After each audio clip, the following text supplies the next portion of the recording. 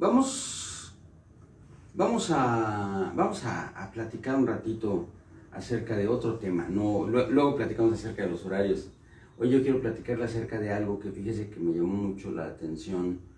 No porque sea un mal consejo o buen consejo, no porque sea, incluso, y le voy a decir una cosa, no porque sea o no sea cierto.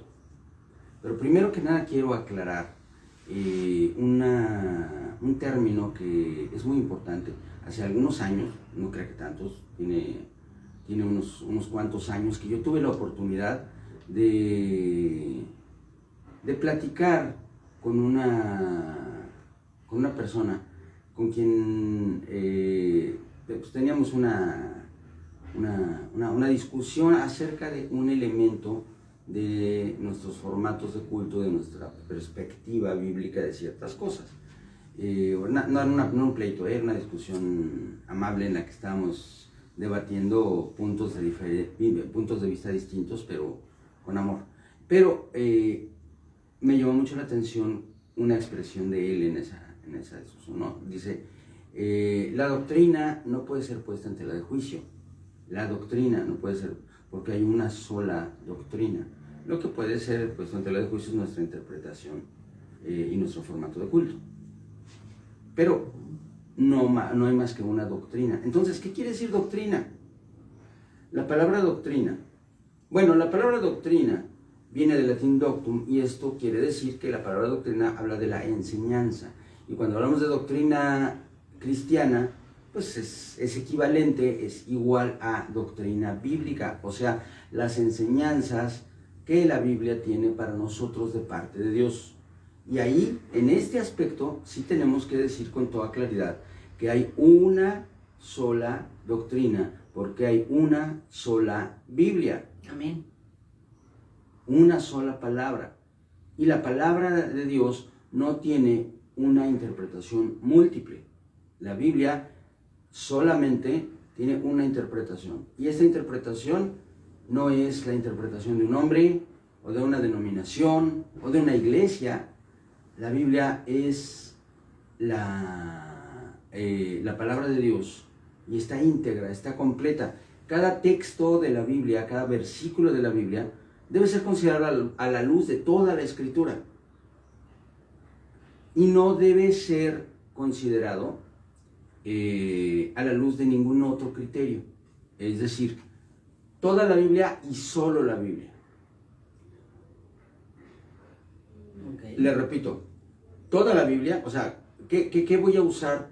¿Qué voy a tener a mano para interpretar la Biblia? Toda la Biblia y solo la Biblia. Esto no quiere decir que no pueda yo considerar y que no pueda yo utilizar como parte de mi proceso de interpretación de la Escritura el conocer el contexto cultural, el conocer el contexto social y político de los acontecimientos, el no entender la ideología y la idiosincrasia, la forma de pensar y de ser de los judíos, porque fueron judíos todos, los que escribieron la Biblia. Sí tengo que tenerlo presente. Sin embargo, a la hora de determinar qué es lo que dice un texto, cuál es el mensaje que Dios tiene para mí, la única herramienta que yo debo utilizar es el resto de la Escritura. Y eso no es tan complicado después de todo. Laborioso, sí, porque yo no puedo interpretar un texto debidamente si yo no he leído toda la Biblia, porque la Biblia se interpreta a sí misma. La Biblia no la interpreto yo. La Biblia se interpreta a sí misma. La palabra de Dios expresa el todo de cada una de las cosas que toca. Todo esto, ¿por qué se lo comento? Porque hay una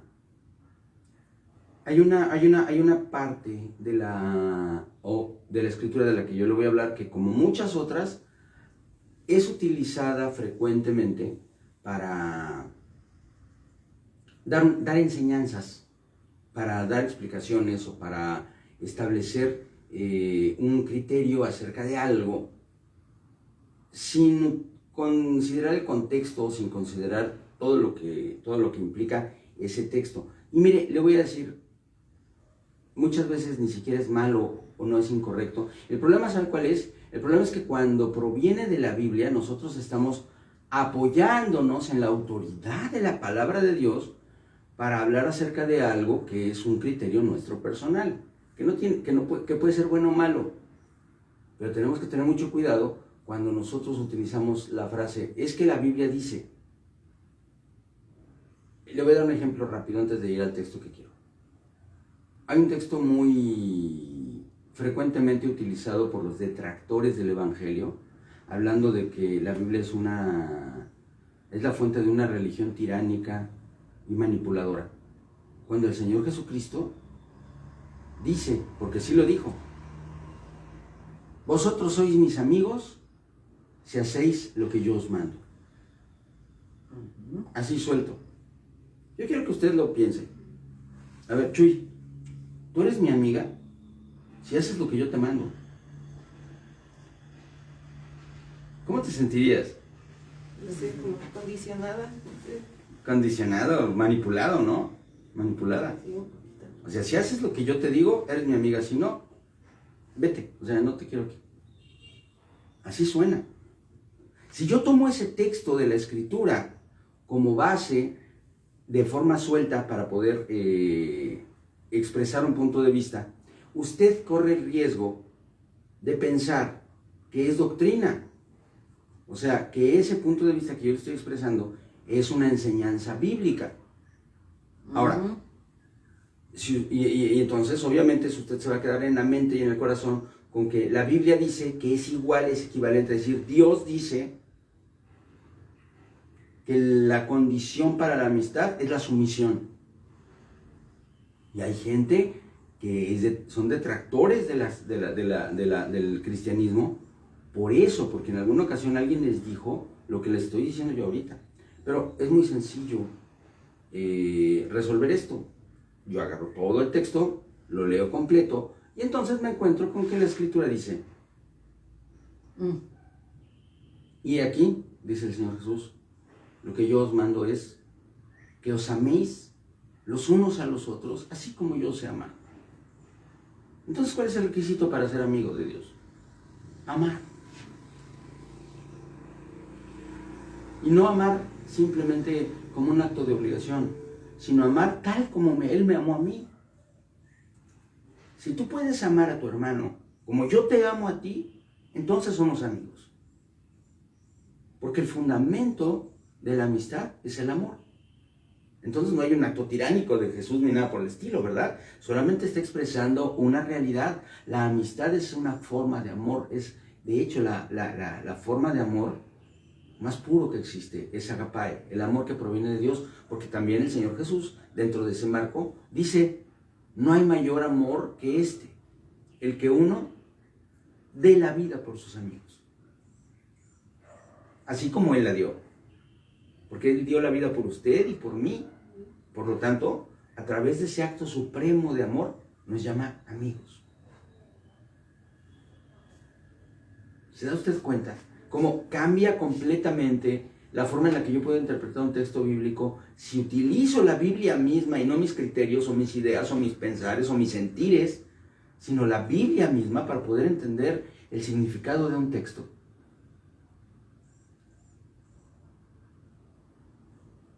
Vamos a hablar de otro texto que también ha sido interpretado de forma extraña a menudo. Vaya, acompáñeme por favor. Estamos hablando del texto que se encuentra en Marcos 2, 21 y 22.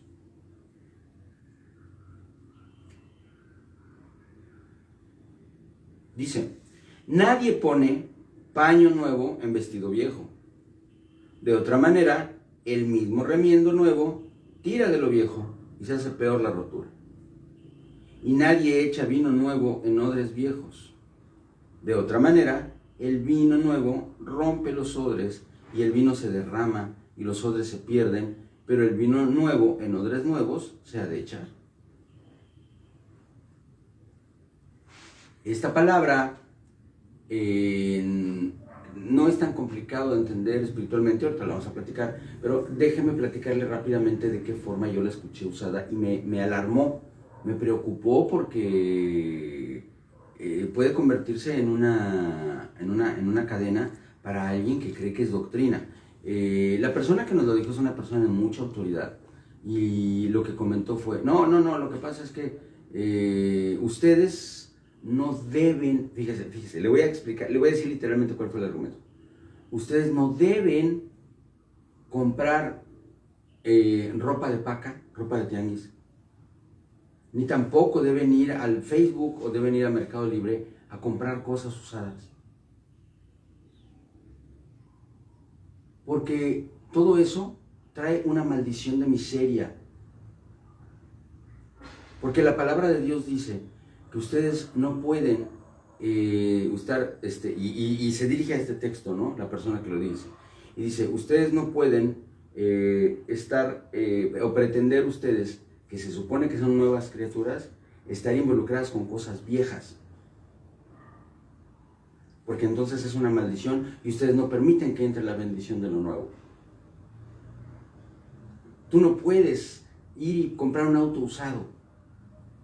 Tú tienes que creer que Dios te va a dar un coche nuevo, porque un coche usado es maldición. Además, se apoyaba en otro argumento, el otro que dice que, no, lo que pasa es que los objetos traen maldiciones porque quién sabe quién los usó, quién sabe para qué los usó y quién sabe con qué corazón los usó. Y cuando llegan a ti, entonces podrían traer maldiciones insertas y las vas a traer a tu hogar. Dese usted cuenta cómo, muy al estilo del diablo, esto está combinando verdades bíblicas con, no mentiras necesariamente, pero sí con cosas que no son necesariamente ciertas. Y hay que tener mucho cuidado con esto. Porque, mire, le voy a decir una cosa. Yo sí creo firmemente con todo mi corazón que Dios nos puede dar lo mejor. Yo sí creo también firmemente con todo mi corazón que nosotros tenemos que estar dispuestos a darle lo mejor a nuestra familia. Y que si Dios va a abrir puertas de bendición en el área material, Dios nos va a dar el privilegio de poder tener y de poder ofrecer y de poder darle cosas nuevas, cosas buenas, cosas bonitas a nuestra familia, ¿sí o no? ¿Estamos de acuerdo? Estamos de acuerdo también en que el negarnos a la posibilidad de tener cosas nuevas y buenas es un error, porque tenemos un Dios que nos ha prometido que también en la parte material vamos a poder tener bendición cuando esta bendición sea parte de lo que a nosotros nos va a ayudar a crecer.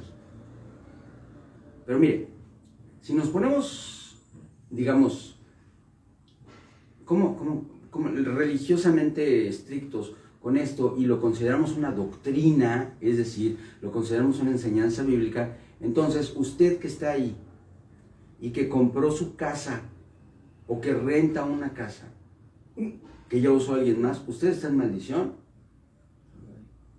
Si usted adquirió un auto, un seminuevo, y en vez de costarle 600,000 pesos le costó 400,000, usted está en maldición.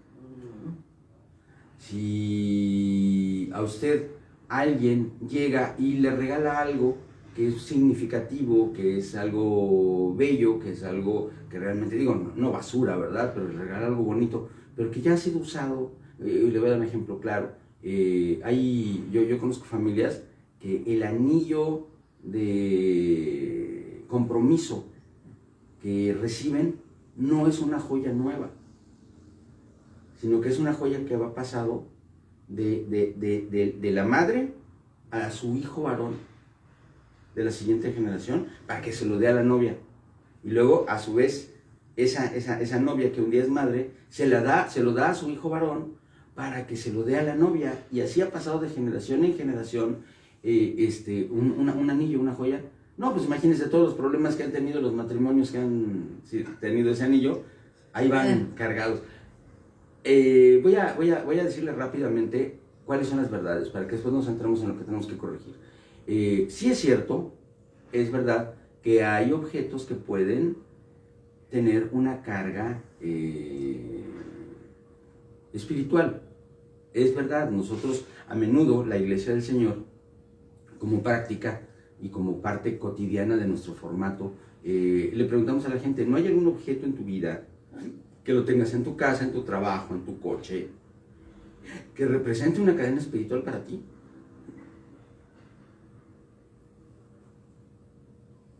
A nosotros nos ha tocado ahí cuando hacemos la destrucción de estos objetos, encontramos con que adentro de ciertos objetos hay trabajos de hechicería y cosas así, de verdad.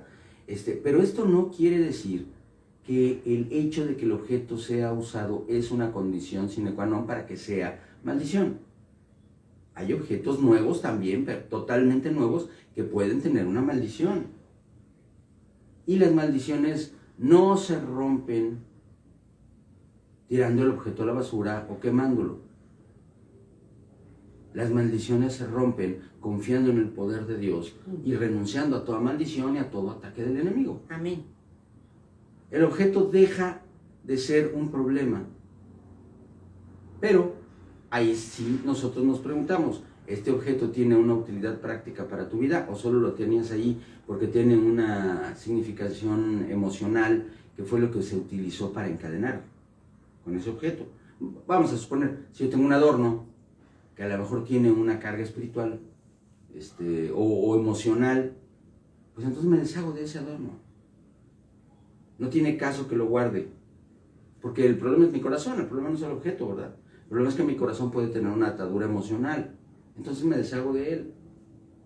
Pero si yo compro un auto nuevo, y lo primero que hago en el momento, un seminuevo, un carrito usado, y en el momento en que lo recibo, yo oro y le digo, Señor, este auto a partir de hoy es mío, así que a partir de hoy toda maldición o toda situación que haya ocurrido con este objeto y que no sea agradable a tus ojos, yo la cancelo en el nombre de Jesús, porque a partir de hoy este coche es una herramienta para uso de los santos de Dios. Y lo declaro limpio en el nombre de Jesús. ¿Ya lo puedo usar? Sí. ¿Hay maldiciones que arrastre? No. A lo mejor hay algunos tipos de maldiciones económicas como multas o algo así, ¿verdad? Pero bueno, eso ya es un problema de cómo lo compré o de lo que revisé cuando lo compré. Pero ya no espirituales. Así que tenemos que tener mucho cuidado con esto. Estoy mencionándoselo porque hemos enfrentado algunas de las personas que se conectan normalmente a este devocional. Fue quien me comentó eso. Y no estaba hablando de un auto. ¿Sabe qué me estaba hablando? De algo que sí fue duro el hecho o la forma en la que esta persona tuvo que afrontar esta situación. Porque alguien le dijo, no, es que ¿sabes qué? Todo es literal. Lo que le estoy diciendo es literal. Por supuesto no le voy a decir quién es. Pero esto es literal. Alguien le dijo, tú tienes un montón de problemas en tu casa y pleitos, iras, contiendas y divisiones porque ustedes se visten con ropa de paca y entonces estás llevando a tu hogar un montón de maldiciones de no quién sabe quién y de quién sabe dónde. Entonces tienes que deshacerte de toda tu ropa y comprar ropa nueva, confiar en que Dios te va a dar dinero para comprar ropa nueva, porque de esa manera entonces tú ya vas a estar libre de maldición. Y se vino a este texto esa persona, dijo, porque mira, aquí dice, nadie pone remiendo de paño nuevo en el vestido viejo y nadie echa vino nuevo en odres viejos. Y tú eres vino nuevo y ese vestido que traes es un odre viejo. Dese cuenta, o sea, no es tan importante en realidad, pero para estas personas se volvió importante porque les dijeron, es que esto es doctrina bíblica. Es un concepto. Y puede estar bien o mal, y eso ya lo discutiremos en otra ocasión, sentaditos o en otro lado, aquí mismo, con un café. Si eso no es cierto, el hecho de que nosotros debamos aspirar a mejores cosas. Pero esto no es doctrina bíblica.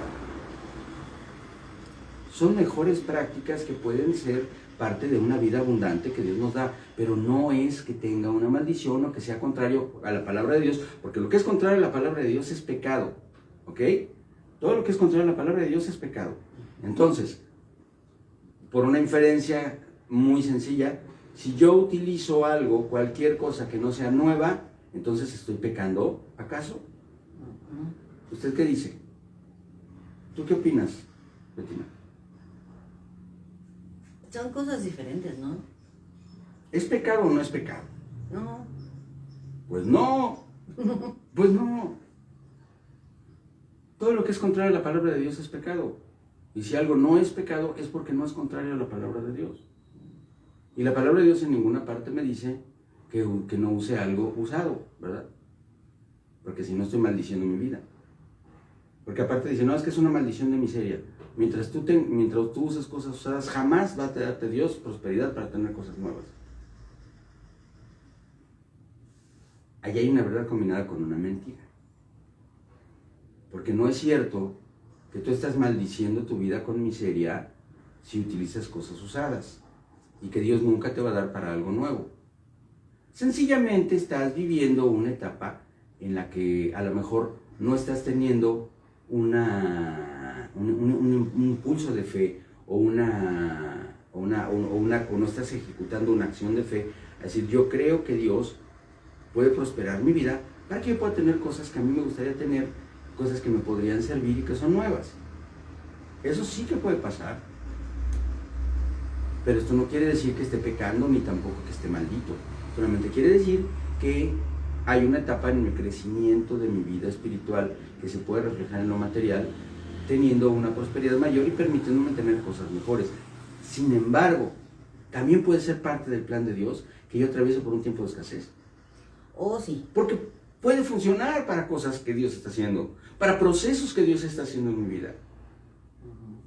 El proceso que Dios hace en mi vida de manera cotidiana es algo que se llama desconstrucción. Así les dicen los psicólogos, pero está muy claro porque es un símil con la construcción de un edificio. Es desconstrucción, o si le gusta más, demolición. O sea, son procesos a través de los cuales Dios va rompiendo en nosotros las cosas que no están bien, que no están fundamentadas, ahora sí, en la doctrina, en la palabra de Dios, en la enseñanza que Dios nos da, y que ya se volvieron hábitos en nuestra vida, actos recurrentes, formas de hacer las cosas que nosotros aprendimos en el mundo, que nosotros aprendimos de nuestros padres, o que aprendimos en un trabajo, o que aprendimos de alguna persona que admirábamos, pero que no son conforme a la palabra de Dios. Y ese proceso de desconstrucción o de demolición puede incluir a veces que pasemos por una etapa en la cual tengamos que aprender a depender de Dios y no de nuestras riquezas. Y entonces, ¿qué pasa? Pues que nos quitan las riquezas un ratito, ¿verdad? Y decimos en la torre, no tengo dinero. Yo le voy a platicar que a nosotros, a Betina y a mí nos pasó. Betina y yo teníamos, pasamos periodos difíciles, pero también pasamos periodos de mucha prosperidad. Y en esos periodos no pasaba nada. O sea, cuando yo hablo de periodos de mucha prosperidad, estoy hablando de los depósitos bancarios, pero no de la vida. O sea, nosotros teníamos una cantidad de dinero muy limitada, en algún momento muy limitada, pero que nos permitía vivir decorosamente, no teníamos una mala vida. Y luego tuvimos una cantidad de dinero que era varias veces superior, muchas veces superior, y seguíamos viviendo igual, con lo necesario, y se acababa, y se acababa. ¿Y sabe qué? Ahí había un problema de una mala construcción, teníamos malos hábitos. Y le voy a decir una cosa, en el marco que Dios puso alrededor de nosotros, en el proceso de la restauración de nuestro ministerio, tuvimos un periodo, unos años de vida, en los cuales realmente teníamos un ingreso no solamente pequeño, sino prácticamente nulo. Nos tocó la bendición de ministrar en zonas en las que el ingreso promedio anual de una familia está en alrededor de 3,000 pesos. Anuales. No mensuales, no semanales, anuales, 3,000 pesos al año, para que toda una familia viva. No se me espante, usted que es una flor de asfalto igual que yo, va a decir, ¿cómo? No se puede. No, sí se puede cuando vives en un entorno agropecuario, en un entorno rural en donde hay plantas y animales, sí se puede, porque el alimento no proviene del dinero, proviene de la tierra. El vestido por sí mismo no es tan importante, porque tú no necesitas traer cierta clase de ropa para salir a cultivar el campo o a cuidar los animales. Entonces, no se gasta en eso. La vivienda construida, tú pagas una rentota, o tienes una casa que nomás los impuestos son miles de pesos. Es gente que construye su casa con sus propias manos. Entonces, el techo, el vestido, el alimento, las cosas básicas de la vida no cuestan dinero. Entonces sí es posible. Pero nosotros, acostumbrados a una vida urbana, decíamos, ¿y cómo? Pues mire, Dios nos enseñó que cómo Él suple toda necesidad. Cuando teníamos necesidad de alimento, no llegaba dinero, llegaba alimento. Cuando teníamos necesidad de vestido, no llegaba dinero, llegaba ropa. Cuando teníamos necesidad de techo, no llegaba dinero, llegaba el techo. Y cuando necesitábamos dinero, llegaba dinero. Hay cosas como, por ejemplo, los servicios médicos o cierta clase de ropa, como un par de zapatos o cosas así que se necesitan.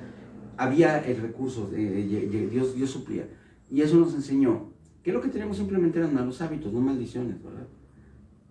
Y aprendimos a vivir con mucho menos y a darnos cuenta de que lo necesario es suficiente para ser felices. Lo demás pueden ser cosas bonitas y las disfrutamos, porque también sabemos vivir en abundancia. Pero ya no creemos que la abundancia es sinónimo de bendición. La abundancia no es sinónimo de bendición. La abundancia es sinónimo de una bendición que en este momento es apropiada para mi vida. Y la escasez es sinónimo de una bendición que en este momento es apropiada para mi vida. Amén. Porque fue tremendamente apropiado ese tiempo de escasez para nuestra vida. ¿Y quiere que le diga un secreto? Tengo un par de playeras que me gustan mucho. La Caterpillar. Que son de esa época. Y la otra, una de las rojas, una playera roja que tengo, que me gustan mucho. Me sientan muy bien, me siento muy cómodo con ellas. ¿Y qué cree? Las dos son ropa de paca. Oh, sí. Y para acá. Y no pasa nada, ¿verdad? No pasa nada. Entonces, vamos a tener mucho cuidado con esto. Esto es un ejemplo. Le di un par de ejemplos de formas de interpretar la Biblia que a veces convertimos en doctrina, pero hay cosas mucho más profundas, mucho más complicadas y mucho más delicadas